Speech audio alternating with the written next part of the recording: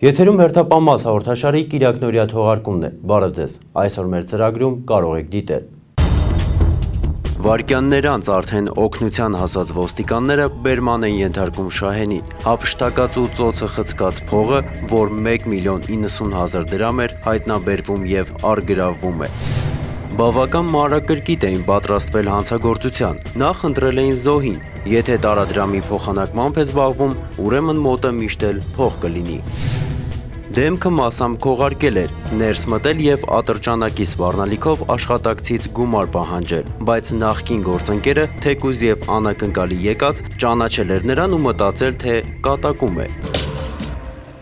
Մեր այսօրվա թողարկումն անդրադառնում է միայն բացահայտ հափշտակությունների։ Հատուկ մոտեցում չկա, պարզապես զարմանալի զուգադիպությամբ վերջին օրերին հանրապետության տարբեր վայրերում կատարված ավազակային հարձակումներն ու կողոպուտը բացահայտվեցին ոչ միայն ոստիկանների, այլև սրտացավ ու գիտակից քաղաքացիների համատեղ ուժերով։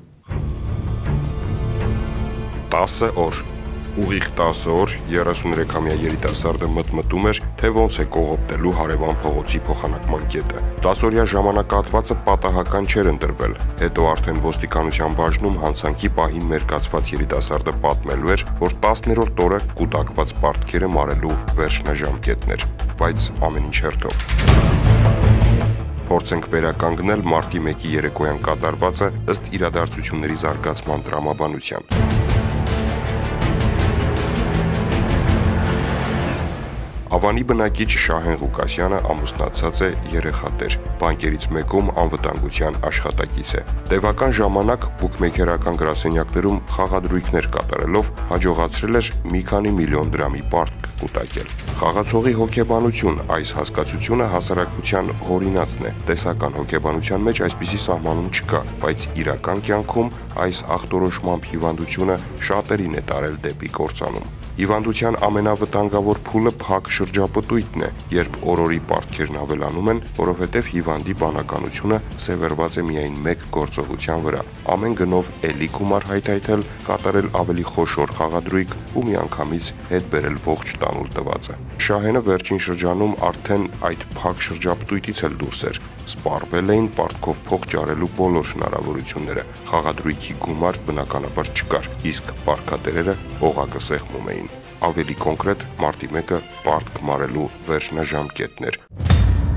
Ու Շահենը դեռ 10 օր առաջ գիտեր դա։ Մի քանի անգամ տարադրամ էր փոխանակել Ավանի Խուդիակովի փողոցում գտնվող փոխանակման կետում։ Նկատել էր տեսահսկման սարքերը, տեսել էր, որ մի աշխատող կա, երիտասարդ կին է ու նախապատրաստվել։ Մի խոսքով եւ պատրաստվելու եւ սթափ մտածելու ու հետ կանգնելու ժամանակ հաստատ ունեցել էր, սակայն հաղթել էր մոլուցքը ու գնացել էր դատապարտված ճանապարհով։ Ահա թե ինչ է արձանագրել տարադրամի փոխանակման կետի տեսախցիկը։ Ամեն ինչ կատարվում է ակնթարթորեն, դիմակավորված գլխարկով անծանոթը մտնելով ներս, արագ մագլցում է ապակյա արգելապատնեշով, այդ ընթացքում աշխատակցուին վազում բացում է մուտքի դուռն ու օգնություն կանչում։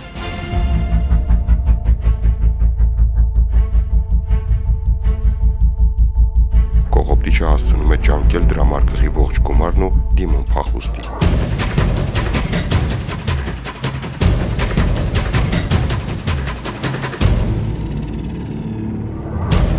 Հետո տեղի է ունենում Շահեն Ղուկասյանի համար ամենաանսպասելին։ Տարադրամի փոխանակման կետի աշխատակցու օգնության կանչերին անմիջապես արձագանքում է մայթեզրին կայանված տաքսուվարորդը։ Արագ կողմնորոշվելով սկսում է կրնկակող հետապնդել փախստականին։ Մի 50-60 մետր եւ վարորդը հասնում ու գետնում է Շահենին։ Գիտակցելով, որ հանցագործի հետ գործ ունի, փորձում է ոլորել ձեռքերն ու օգնություն կանչում։ Վայրկյաններ անց արդեն օգնության հասած ոստիկանները բերման են ենթարկում Շահենին։ Հափշտակած ու ծոցը խցկած փողը, որ 1.090.000 դրամ էր, հայտնաբերվում եւ առգրավվում է։ Փաստի արդիվ հարուցվել է քրեական գործ, Շահեն Ղուկասյանը ձերբակալված է, իսկ քաղաքացիական բարձր կեցվածք դրսևորած տաքսիստին Արմեն Ղազարյանին դեպքի հաջորդ օրը հյուրընկալեց Հայաստանի Հանրապետության ոստիկանության պետը։ Քաղաքացիական բարձր իրավագիտակցություն եւ անձնական խիզախություն դրսևորելու, ծանր հանցագործություն կատարած անձին վնասազերծելիս ոստիկանությանը ցուցաբերած գործուն աջակցության համար Արմեն Ղազարյանը պարգևատրվում է ոստիկանության պատվոգրով։ Հանձնելով պարգևը ոստիկանության պետն ընդգծեց տեղի ունեցածի արժեքն ու նշանակությունը։ Ես երախտապարտ եմ քեզ քո ծնողներին, որ այ դու այդպիսին ես, որ դու կարաս դիմես որոշակի ռիսկի, ինչ որ հանցագործություն կանխելու համար, Աստված քեզ պահպանի։ Եվ բացի դրանից Հայաստանի Հանրապետության ոստիկանությունը քեզ պարգևատրում է գազային ատրճանակով, քանի որ քո մասնագիտությունը ռիսկային մասնագիտությունը, սա քեզ Հայաստանի Հանրապետության ոստիկանության կողմից։ Շնորհակալ։ Վլադիմիր Գասպարյանն ընդգծեց, որ ոստիկանության ջանքերն ուղղված են հենց օրինահարկ հասարակության ձևավորմանը, աջակից ունենալու բարձր իրավագիտակցության պոշտված քաղաքացիներին, որոնք պատրաստ են թեկուզ վտանգվելու գնով օժանդակել հասարակական կարգի պահպանմանն ու համաքաղաքացիներին հանցավոր ոտնձգություններից պաշտպանելուն։ Շնորհակալություն հայտնելով գնահատման համար Արմեն Ղազարյանը կրկին հիշեց միջադեպը։ Որ այդ աղջիկը գոռաց ու նկատեցի մասկովին որ մեկը փախնում է ու մեքենայից իջա հետևից Արմեն Ղազարյանը ոստիկանության կողմից նաև հուշանվերներ ստացավ։ Հանդիպման ավարտին Վլադիմիր Գասպարյանը դարձյալ շնորհակալություն հայտնեց աջակցության համար եւ ընդգծեց. Մենք այս քաղաքացու հարկերով ենք ապրում, իրենց վճարածով ենք ապրում եւ այս քաղաքացին մեր հետ միասին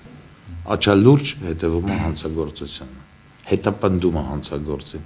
Այս քաղաքացին մեր տեսակն է, այսպիսին ենք մենք եւ ոստիկանությունը խոնարհ, երախտապարտ ու շնորհակալ է նման քաղաքացիներից։ Արտիքում կատարված ավազակային հարձակումն էլ բացահայտելու գործում իրենց դերակատարությունն ունեցան քաղաքացիները։ Ճիշտ է, ոչ այն չափով ինչպես Ավանում, բայց առանց նրանց օգնության դեպքը դժվար թե բացահայտվեր այդքան արագ, կարելի է ասել թար մետքերով։ Փետրվարի 27-ի երեկոյան Արտիքում կատարվածից հետո հարկ եղավ միանգամից եւ շտապօգնություն եւ ոստիկանություն զանգահարել։ Արտիքի Տոնականյան փողոցի բնակիչ, շուկայի տարածքում տարադրամի փոխանակմամբ զբաղվող Շավարժ Զուռնաչյանին նախ հարկավոր էր բժիշկ։ Μετά подъезд воду стянул песмер диванների վրա խփեցին, որ вообще դաշման չեմ շել, միջև դղոսկալը։ Կատարվածը ավազակային հարձակում էր եւ ավազակներն էլ փաստորեն հասել էին նպատակին։ Շավարժ Զուռնաչյանի մոտ եղած պոլիէթիլենային դոպրակի մեջ կար 1,152,000 դրամ, 25,000 ռուբլի եւ $100, նաեւ անձնագիրը, հաշվիչ ու ջրահեռացման պլաստիկ խողովակ։ Երբ արդեն ստացել էր առաջին բուժօգնություն, ոստիկանները հարցրին Զուռնաչյանին. «Չի նկատել արդյոք թե ով է հարձակվել»։ Ես вообще մարդ չեմ տեսել։ Իմ ուդարը սեղել ես կողմից, ես այսպես նրդվաններով էլ եմ վերել, հենց առաջին նրդվանները այսպես խփել։ Արագությունը կարևոր էր, դեպքը տեղի էր ունեցել երեկոյան, երբ դեռ մութը չէր ընկել, եւ շատ հնարավոր էր, որ ավազակին կամ ավազակներին տեսած լինեին Արտիքի բնակիչները։ Բաժանվելով խմբերի, ոստիկանները սկսեցին հարց ու փորձ անել, դեպքի վայրից շարժվելով բոլոր ուղղություններով։ Մոտ 1 ժամ անց ուղղություններից մեկով գնացած խումբը զեկուցեց. քաղաքացիները նկատել են 3 կասկածելի երիտասարդի 18-ից 20 տարեկան, որոնք վազում էին։ Տեղեկություն հայտնող քաղաքացին նաև պատմել էր, որ վազելիս տղաներից մեկը սայթաքել ընկել է եւ չի բացառվում, որ ոտքը վնասած լինի։ Շրջանակը նեղացավ։ Փակվեցին թաղից դուրս եկող ուղիները, դեպի ուր վազել էին երիտասարդները։ Կրկին զրույցներ, անլուր հարցումներ, կասկածելի անձանց օպերատիվ պարզաբանումներ։ Դեպքից մի քանի ժամ էր անցել, երբ գտնվեցին վնասված ոտքի տերն էլ, նրա ընկերներն էլ։ Բերման ենթարկվեցին Արտիք քաղաքի բնակիչներ Արմեն Պետրոսյանը, Աղասի Բոբիկյանն ու Ալբերտ Վահրադյանը։ Հայտնաբերվեցին եւ արգելավեցին հափշտակած գումարի մի մասն ու հանցագործության գործիք Փայտե Մահակը։ Տղաներն էլ խոստովանեցին մեղքն ու պատմեցին եղածը։ Բավական մանրակրկիտ էին պատրաստվել հանցագործության։ Նախ ընտրել էին զոհին, եթե տարադրամի փոխանակմամբ է զբաղվում, ուրեմն մոտը միշտ էլ փող կլինի։ Մոտ 7 օր հետևել են, ճշտել, որ իսկապես փողը հետը տանում է տուն։ Հանցագործության օրն էլ հետևել են։ Զոհը չէր շեղվում իր ռեժիմից, Նրանից առաջ ընկնելով մտել են մուտք, երկուսը Աղասին ու Արմենը թաքնվել են առաջին հարկի խորշում աստիճանների տակ, իսկ Ալբերտը բարձրացել է երկրորդ հարկ ու հետևել, թե երբ է գալու զոհը։ Նկատելով, որ Շավարժ Զուռնաչյանը մոտենում է մուտքին, նշան է տվել ընկերներին։ Մնացածը կատարվել է ինչպես որ ծրագրել էին։ Մահակով հարվածելու պատասխանատու գործը ստանձնել է Արմեն Պետրոսյանը, ինչը կատարել է վարպետությամբ։ Զուռնաչյանի ուշաթափությունը բավական ժամանակ էր ապահովել, որ դեպքի վայրից փախուստի դիմեն։ Հափշտակած գումարով տոպրակը հետը տարել էր Աղասի Բոբիկյանը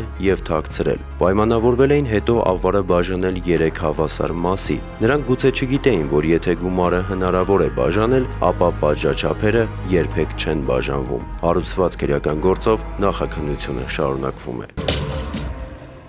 Մայրաքաղաքի կենտրոն համայնքում կատարված ավազակային հարձակումն էլ բացահայտվեց թարմ հետքերով, բառացիորեն րոպեների ընթացքում։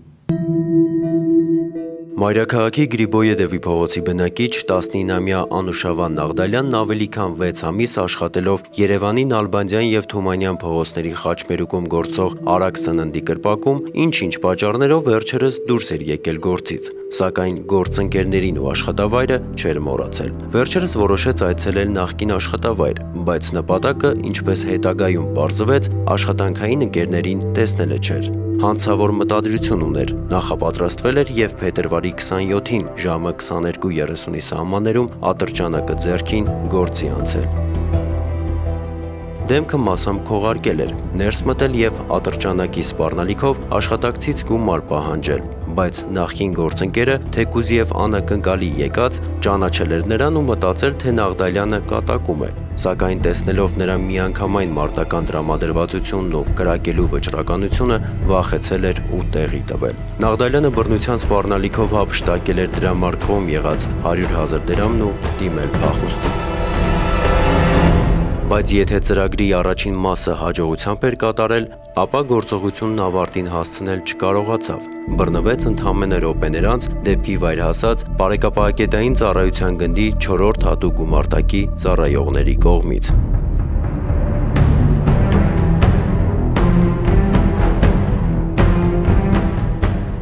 Ծառայություն ավարտելուց հետո տան վերադառնալու ճանապարհին Թումանյան Նալբանդյան խաչմերուկի վրա գտնվող Արագ սննդի սպասարկման կետում նկատեցինք, որ աշխատողը շատ վախեցած է։ Շտապ մոտենալով նրան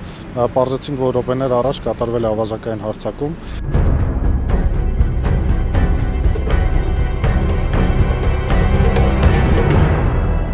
Կազմակերպված օպերատիվ փնտրողական աշխատանքների արդյունքում կարողացանք րոպեներ անց հայտնաբերել ավազակային հարձակում կատարող անձին։ Այնուհետև շտապ կապնվեցինք ոստիկանության կենտրոնական բաժին, բաժնի քրեական հետախուզության աշխատակիցների օգնությամբ քաղաքացուն բերման ենթարկեցինք ոստիկանության կենտրոնական բաժին։ Անուշավան Նաղդալյանին մեղադրանքի առաջադրվել քրեական օրենսգրքի 175 հոդվածի 2-րդ մասի 4-րդ կետի հատկանիշներով եւ որպես խափանման միջոց կիրառվել կալանավորումը։ Նախաքննությունը վարում է ոստիկանության կենտրոնի քննչական բաժինը։ Ինչպես եւ խոստացել էինք, շարունակում ենք ներկայացնել նախագահական ընտրությունների տարբեր փուլերում ընտրախախտումների վերաբերյալ ստացված հաղորդումների հիման վրա կատարված ստուգումների ու քննությունների արդյունքները։ Հայաստանի Հանրապետության նախագահական ընտրությունների բոլոր փուլերի ընթացքում տեղի ունեցած ընտրախախտումների վերաբերյալ ստացված տեղեկություններով ոստիկանությունում քննարկման վերցված 276 նյութից 27-ը եզրակացությամբ թողնվել են անհետևանք, 202-ով քրեական գործի հարուցումը մերժվել է հանցագործության դեպքի կամ հանցակազմի բացակայության պատճառաբանությամբ, 11 նյութ ուղարկվել է հատուկ քննչական ծառայություն, 23 նյութերի նախապատրաստումը շարունակվում է, 8 նյութ որպես նույնաբովանդակ կցվել է ընթացիկ նյութի, 1 նյութ միացվել է հարուցված քրեական գործի, հարուցված քրեական 4 գործից 2-ը մեղադրական եզրակացությամբ ուղարկվել են դատարան, 2-ով նախաքննությունը շարունակվում է։ Թիվ 12-16 ընտրատեղամասի հանձնաժողովի նախագահը ոստիկանության Շենգավիթի բաժին հաղորդում էր տվել, որ ժամը 14:20-ին 2 հոգի փորձել են կատարել կրկնակի քվեարկություն, ինչը կանխվել է։ Դեպքի առթիվ նույն օրը ոստիկանության Շենգավիթի քննչական բաժնում հարուցվել էր քրեական գործ։ Որպես մեղադրյալ ներգրավվել էին կրկնակի քվեարկության փորձ կատարողները եւ ընտրատեղամասի հանձնաժողովի անդամներից մեկը։ Քրեական գործը մեղադրական եզրակացությամբ ուղարկվել է դատարան։ Արարատի մարզի Նորաշեն գյուղի թիվ 1731 ընտրատեղամասում այլ անձի փոխարեն քվեարկության փորձ կատարելու փաստով հարուցվել էր քրեական գործ։ Քննությամբ պարզվել էր ուրիշի փոխարեն քվեարկության փորձ կատարող անձի ինքնությունը։ Վերջինիս առաջադրվել էր մեղադրանք։ Քրեական գործը մեղադրական եզրակացությամբ ուղարկվել է դատարան։ Էլեկտրոնային կայքերից մեկի տեղեկության համաձայն ոմն Համլետ Սարգսյան հայտնել է, իբր Արագածոտնի մարզի Եղիպատրուշ գյուղում համայնքապետն ու նրա եղբայրը սպառնացել են ժողովրդին։ Եթե իրանց ուզած թեկնածուի օգնին չքվեարկեն, կկտրեն նպաստները, երեխաներին մանկապարտեզ չեն ուղարկի։ Ոստիկանության Արագածոտնի մարզի քննչական բաժնում նախապատրաստվել են նյութեր։ Մեր գյուղում Սարգսյան Համլետ անունով մարդ կա, որը կարող են ապացուցել նաև համագյուղացիները, որոնք այստեղ հավաքված են։ Համլետ Սարգսյան անունով մարդ չունեք։ Իսկ մանկապարտեզ ունեք գյուղում։ Մանկապարտեզ չունեք ու չի էլ եղել։ Քննությամբ պարզվել է, որ ապարանի տարածաշրջանի այլ բնակավայրերում ապրում է Համլետ Սարգսյան անվամբ 4 հոգի, որոնք բոլորն էլ բացատրություն են տվել, որ իրենք որևէ լրատվամիջոցի որևէ հաղորդում չեն տվել։ Քրեական գործի հարուցումը մերժվել է հանցադեպի բացակայության պատճառաբանությամբ։ Այսօրվա համար նախատեսել էինք այսքանը։ Դուք կարող եք դիտել ևս մեկ տեսանյութ, իսկ մենք կհանդիպենք հաջորդ կիրակի։ Ցտեսություն։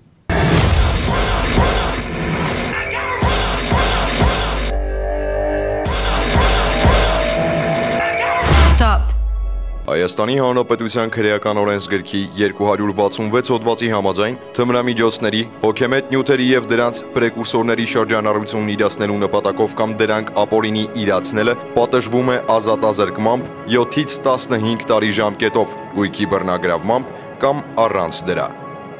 Թմրամոլությունը թմրանյութերի չարաշահումից առաջացած ծանր հիվանդություն է։ Պատճառը թմրանյութերի հարբեցնող հատկությունն է, որն ուղեկցվում է հոգեկան ու ֆիզիկական կեղծ հարմարավետության և երջանկության զգացումով։ Այսպես են բնութագրում թմրամոլությունը մասնագետները։ Ավելի պարզ, թմրամոլությունը չարիք է, իսկ թմրանյութ վաճառողը չարագործ։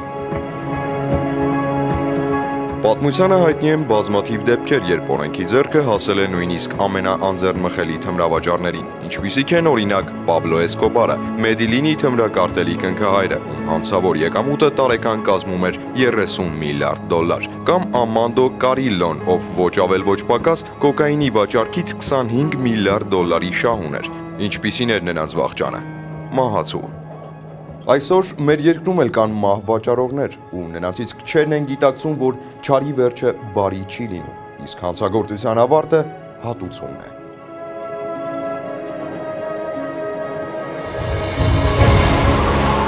Թմրանյութի առկուվաճառքով զբաղվողներին հաճախ թվում է, թե իրենք հաճույքի տերերն են ու կարող են ամեն ինչ, այն դեպքում, երբ իրավիճակի տերը կա և մնում է օրենքը, որի առաջ հավասար են բոլորը, թմրավաճառ թե կոշկակար, ոստիկան թե վարորդ։ Թմրավաճառներին հաճախ թվում է, թե իրենք այնքան ճկուն ու հմուտ են, որ ոչ մի օտար ու անցանկալի աչք չի կարող նկատել թմրագործարքը։ Այն դեպքում, երբ օրենքը ամենուր է ու կանգնած է օրինապահի կողքին և օրինազանցի ճանապարհին։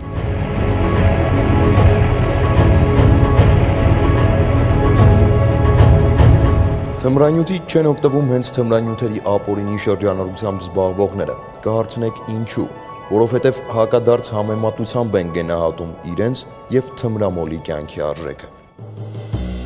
Թմրանյութ վաճառողը բարոյականությունից ու պատվից զուրկ երևույթ է, ում գերագույն աստվածությունը փողն է։ Թմրավաճառը թմրանյութ չի վաճառում, կյանքեր է վաճառում, կյանքեր գրոշներով։ Վաճառում է թմրանյութից կախվածի ոչ միայն կյանքը, այլև ընտանիքն ու պատիվը, ապագան ու ամեն ինչը։ Թմրավաճառը դառնում է ճակատագիր կեղծ հաճույքի վանդակում հայտնվածի համար։ Դուք աստվածներ չեք, որ կյանք ու մահ սահմանեք, դուք հանցագործներ եք ու կպատժվեք։ Սա է ոստիկանության դիրքորոշումը և առողջ հասարակության հրամայականը։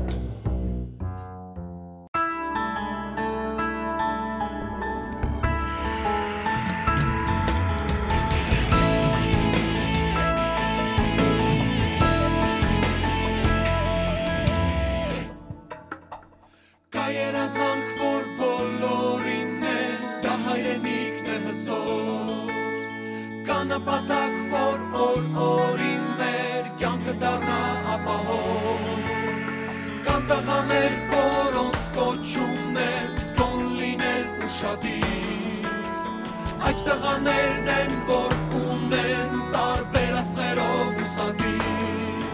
Օրենքի և առօրյա կյանքի հստող ու պահապան Քո ընտրած ուղին ինչ խոսք դժվար ու բարդ է ոստիկան Իրավում սխալվելու չունես, ունես հզոր մի սենք Դա օրենքն է, որ պիտի պահես ու մենք է սովորենք Տանք պատիվ ու ձեզ մարդենք, բարի ծառայություն Տանք պատիվը բարձր միշտ պահենք ձեր ձեռքերում Միշտ պատրաստում, միշտ արդում, լինել ամեն բական Սա օրենք է, սա քո կյանքն է, մեր հայ ոստիկան